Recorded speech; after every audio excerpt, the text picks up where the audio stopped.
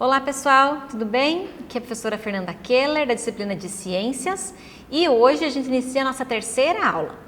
Semana passada a gente estudou um pouquinho sobre alguns fenômenos naturais que aconteciam na atmosfera, que acontecem na atmosfera. Hoje a gente vai ver fenômenos naturais que acontecem na superfície da Terra, provocados por fenômenos internos, por coisas que acontecem lá no interior do planeta. Mas para que a gente consiga entender que fenômenos são esses e por que eles ocorrem, a gente tem que lembrar que o planeta Terra ele é formado basicamente por 3 camadas. A crosta terrestre, que é como se fosse uma casquinha sólida, formada por material rochoso, por rochas, e é onde todo tipo de vida vive sobre, né? É a superfície da Terra onde nós vivemos. Ela é uma camada fina que ela tem em torno de 7 a 70 quilômetros de profundidade. Essa profundidade varia, porque no leito de oceanos, por exemplo, a camada é mais fininha, e em camadas onde existem formações de montanhas, por exemplo, que a altitude é bem maior, faz com que a crosta terrestre se torne uma camada mais profunda. Então ela é a camada sólida da Terra. Logo abaixo dela começa a segunda camada, que ela é o manto. O manto ele é formado por magma, que é um material, que ele também é formado por material rochoso, só que ele é pastoso, que ele é muito quente.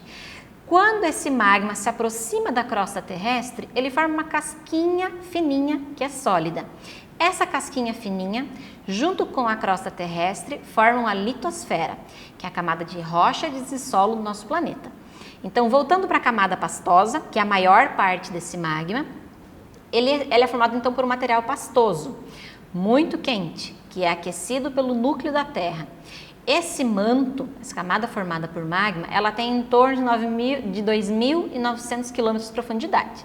Logo abaixo dela é a parte mais profunda do planeta, tem o núcleo da Terra. Ele pode ser dividido em 2 porções, a parte interna e a parte externa. A parte mais externa do núcleo ela é formada por um material líquido, por ser extremamente quente.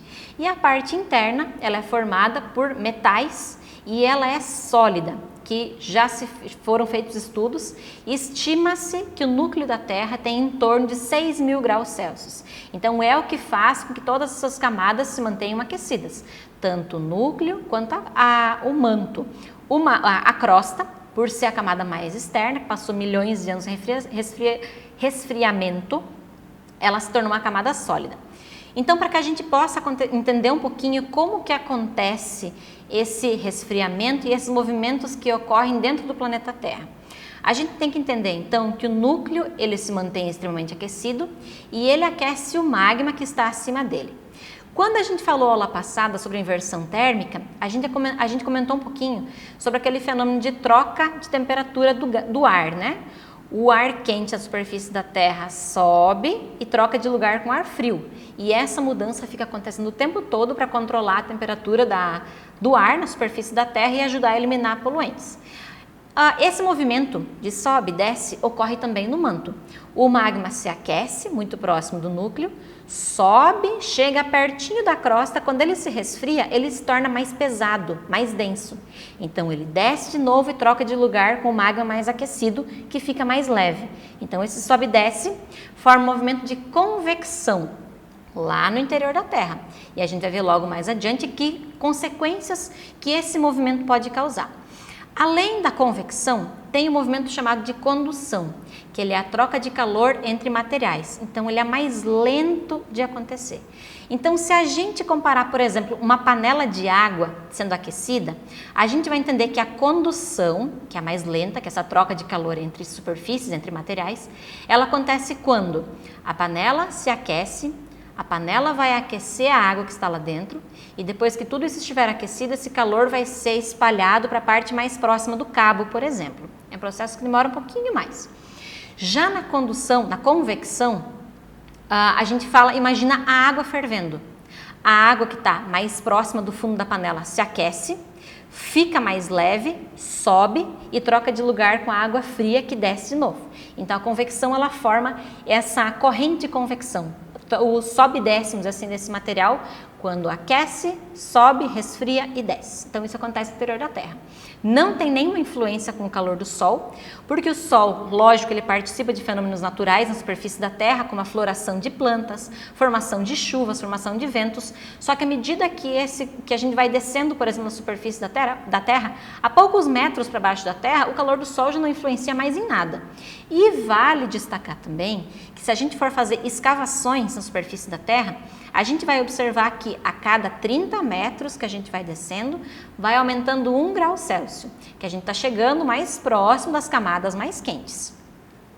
Então, há muito tempo atrás, um meteorologista chamado Alfred Wegener, que viajou em várias expedições ao longo dos continentes, ele observava, analisava as características de cada continente, os tipos de animais que ali existiam, os fósseis que eram encontrados, a formação, como que era a costa, vamos dizer assim, a parte do litoral desses continentes, e observando os mapas, o mapa mundi, que já existiam na época, vários, ele observava que parecia que alguns continentes eram pecinhas de quebra-cabeça, que se encaixariam praticamente certinho, como por exemplo, o continente americano, América do Sul especialmente, se encaixa quase que certinho no continente africano.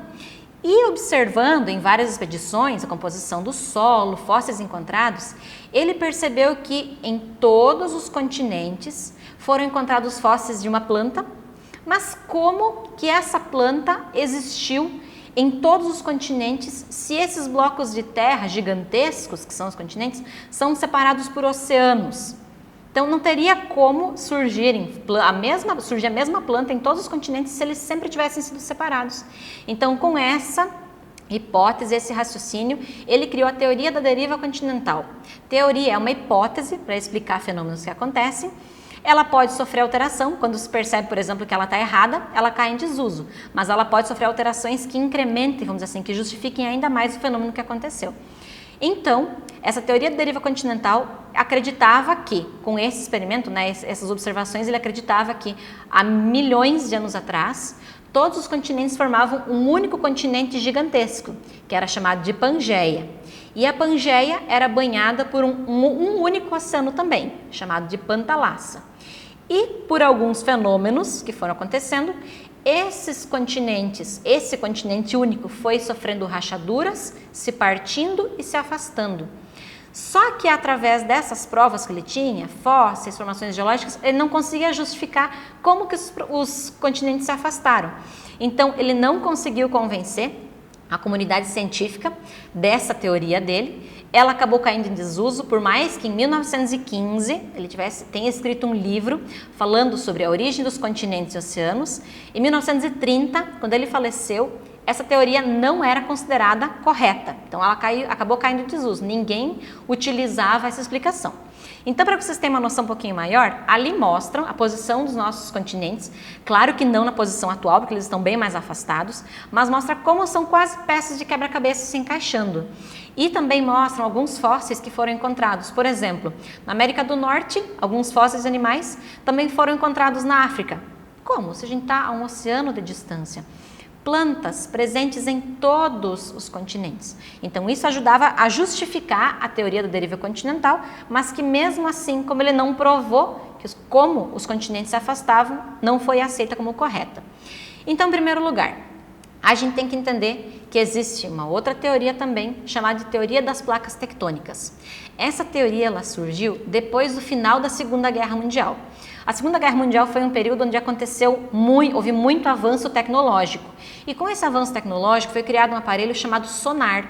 O sonar ele é utilizado normalmente no fundo de oceanos, por exemplo, para que se consiga observar e conhecer um pouco mais da vida que existe lá embaixo, espécies e tudo mais.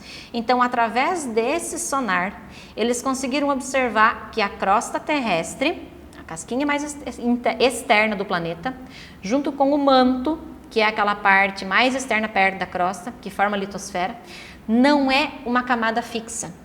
Ela é formada por vários pedaços e que esses pedaços podem se movimentar. Então, em 1960, a teoria da deriva continental de Wegener, que foi considerada errada, foi incluída na teoria das placas tectônicas, que começaram a justificar então como que esses continentes se separavam. Então, o que é que são essas placas tectônicas? São blocos gigantescos de material sólido que estão em cima daquele material pastoso. E como aquele material no interior da Terra é muito quente, e como ocorrem aquelas correntes de convecção, esse material se movimenta, libera energia e provoca a movimentação dessas placas tectônicas também.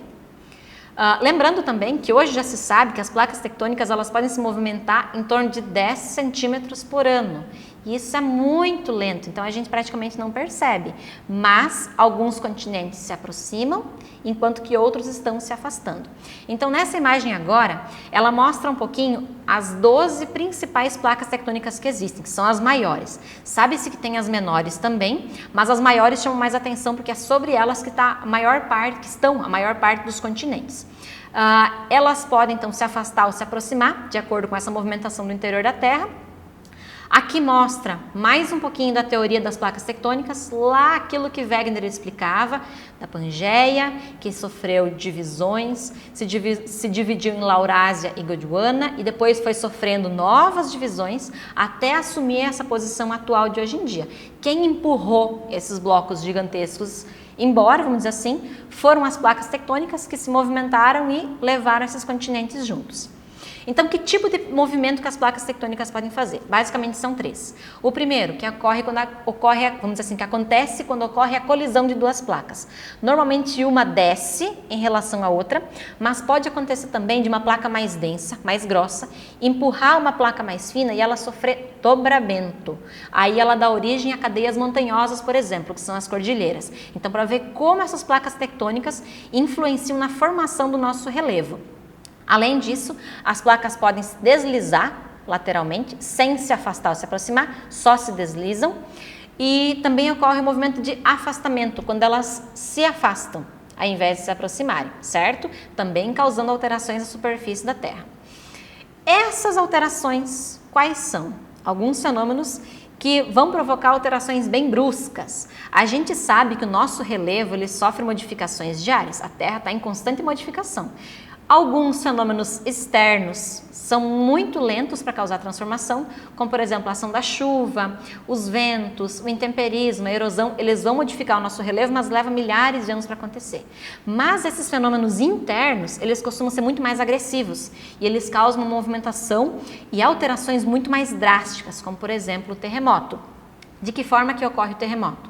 Quando duas placas sofrem alguma movimentação, tem uma descarga de energia muito grande. Lá onde elas estão se movimentando é chamado de hipocentro. E reto para cima, na superfície da Terra, onde ele vai se sentindo com maior intensidade esse movimento, é chamado de epicentro.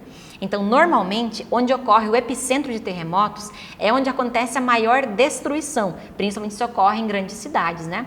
Para medir a intensidade dos terremotos, existem duas escalas. A mais utilizada é a escala Richter, que ela se baseia, vamos dizer assim, ela conta a intensidade desse terremoto, se baseando no registro que é feito através de um aparelho chamado sismógrafo, que varia do número 1 até o número 9, sendo que o número 1 é um tremor mais fraco, praticamente ninguém sente, e se chegar no número 9 ou passar, ela não é uma tabela fixa, ela não é, vamos dizer assim, não para no número 9, mas é muito difícil chegar a esse valor, são terremotos de grande magnitude e que devastam as áreas onde eles acontecem. Então, terremoto, tremor de terra. Quando ocorre no mar, a gente tem o maremoto, que é a segunda imagem está mostrando. Placas tectônicas no fundo do mar se movimentam. Quando elas sofrem essa movimentação, elas liberam grande quantidade de energia para o mar, que está em cima delas, fazendo com que essa água vá com mais força em direção ao continente em ondas muito altas que, infelizmente, vão afetar cidades e povos que vivem nessa região litorânea. A gente vê que é muito comum, por exemplo, no Japão acontecer, por causa da localização desse país, que é uma região muito próxima de placas tectônicas. Então, essa região onde placas se encontram, se afastam, se movimentam, costumam ser lugares muito comuns para erupção de vulcão e para terremotos. Então, essas são algumas das imagens de terremotos que aconteceram no Japão. Aqui, pertinho de nós, o Chile também é um país que costuma sofrer muito com isso, por causa da localização dele também.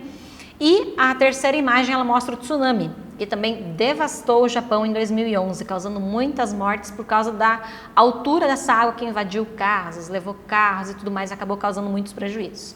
O vulcanismo, que é o segundo fenômeno natural, ele também é como se fosse um canal de comunicação entre o manto e a superfície terrestre. Normalmente ele se forma sobre a região de placas tectônicas, o encontro de placas tectônicas, e quando elas se movimentam, libera energia. Esse magma, que é aquele material aquecido que forma o manto, quando ele chega na superfície da Terra, ele recebe o nome de lava. Quando ele resfria, ele dá origem a rochas magmáticas e essas rochas vão dar origem, com o passar do tempo, a um solo extremamente fértil. Então, por mais que já há milhares de anos atrás ocorresse erupções vulcânicas, muitas cidades se criaram, vamos dizer assim, foram criadas perto do vulcão, mesmo com o risco de erupção vulcânica, mas porque o solo é muito fértil e produz muito bem. Além disso, por que no Brasil praticamente não existem terremotos, erupções vulcânicas? Eu queria que vocês observassem essa imagem que ela mostra a localização da nossa placa tectônica. Vamos dizer nossa porque é onde a América do Sul se encontra em cima. O nome dela é placa sul-americana e mostra a nossa placa vizinha, vamos dizer assim, a placa de Nazca. Por outro lado, tem a placa africana, que não está mostrando o nome, mas é essa parte onde a África está em cima. Então, esse contorno vermelho é o limite entre as placas tectônicas. A nossa placa tectônica e a placa de Nazca, ela sofre movimentação constante. Então, nessa região da aproximação, é muito comum acontecer terremotos e erupções vulcânicas. Só que olha a localização do Brasil.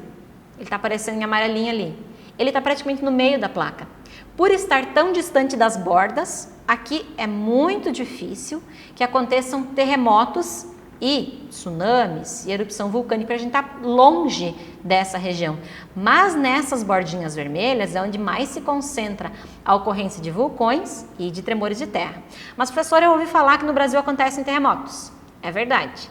Só que eles não são de tão grande intensidade, mas eles ocorrem porque essa nossa placa tectônica, por ser muito antiga e por sofrer desgaste com o passar do tempo, ela tem pequenas falhas. Essas falhas geológicas, essas rachaduras, elas podem liberar um pouquinho de energia, provocar pequenos tremores, mas nada de intensidade tão grande como ocorre nesses países que ficam nessa região de aproximação das placas tectônicas.